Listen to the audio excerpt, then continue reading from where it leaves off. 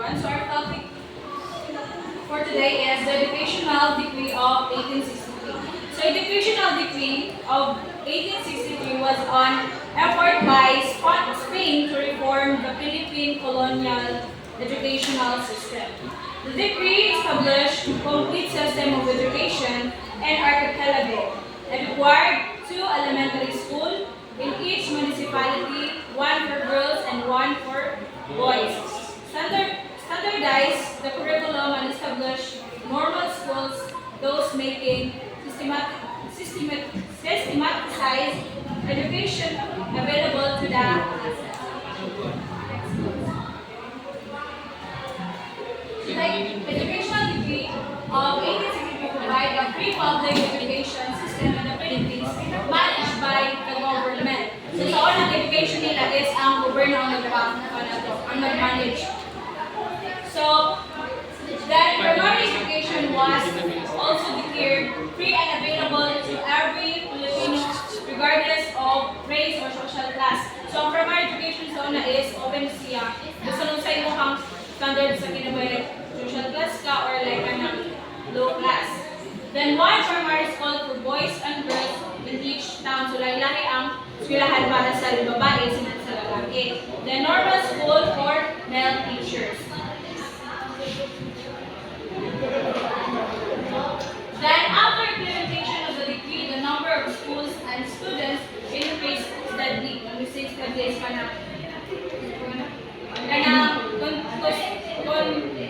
continually ba?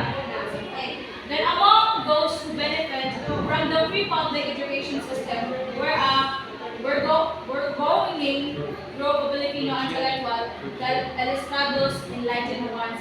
Rizal, Luciano Lopez, Hina, Marcelo H. Del Pilar, Mariano Ponce, and Antonio Luna. So, si Marcelo Rizal, so kaya naman taniyan siya ang national hero of the Philippines. So, known siya for his writing like No Limitang Here and El Filibusterismo, which is nag-expose to sa injustice of Spanish rule.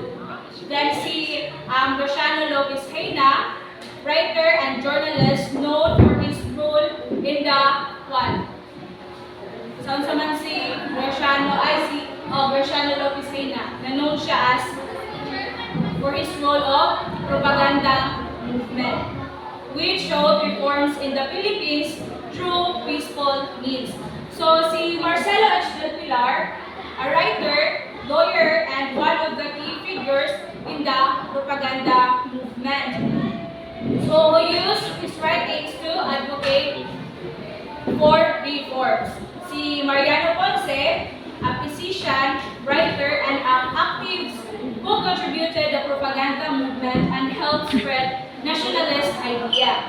And Antonio Luna is a pharmacist and military who later became a general in the Philippines Revolution against Spain. So, subject offered is reading, Christian doctrine, kana about sa Catholic, writing, Spanish, arithmetic, vocal or music, geography, agriculture, history, middle works, boys and girls na siya. So, Philippine Revolution. Secularization of education. This involved reducing the influence of the church in education and making it more circular, meaning that subjects beyond religious teaching were introduced and given importance. Second is the instruction of Spanish. The teaching of the Spanish language was emphasized to unity the diverse population and make communication easier under Spanish rule. It was also intended to allow Filipinos to participate more fully in colonial society. Then third is the greater attention to natural science. This curriculum began to include more focus on natural sciences such as biology, chemistry, and physics, promoting a broader understanding of the natural world and encouraging scientific thinking. Fourth is the design The curriculum was redesigned to be more relevant to the needs of the people, including practical subjects that could help improve the quality of the life and to contribute to the colony development. That improvement of higher sectors of learning. Higher education institutions were improved to provide better training for students. Then particularly in fields like medicine, law, and the humanists. So this allowed Filipinos to pursue advanced education and take on professional routes. The last is the improvement of educational system. So this is the reforms were aimed at improving the overall structure and effectiveness of the educational system. So making it more accessible and beneficial to the population sa katong era and raising the quality of education across levels.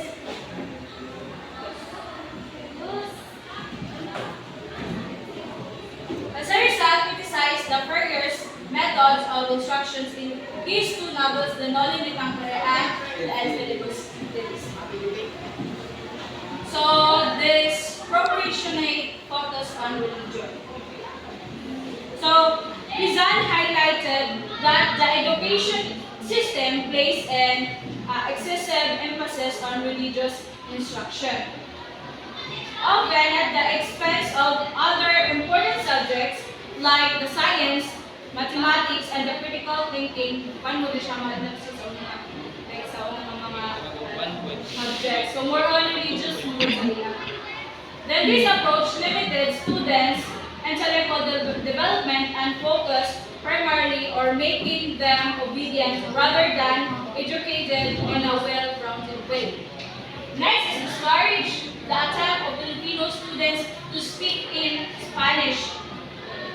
So the priors discourage Filipino students from learning and speaking Spanish, so keeping them from gaining access to more advanced knowledge and limiting their participation in governance and bordered colonial society. Then by doing so, the colonial authorities maintained control over the local population and prevented the spread of nationalist ideas. The last is the lack of pedagogical skills. So Rizal also criticized that the friar for their lack of effective teaching skills. So another pedagogical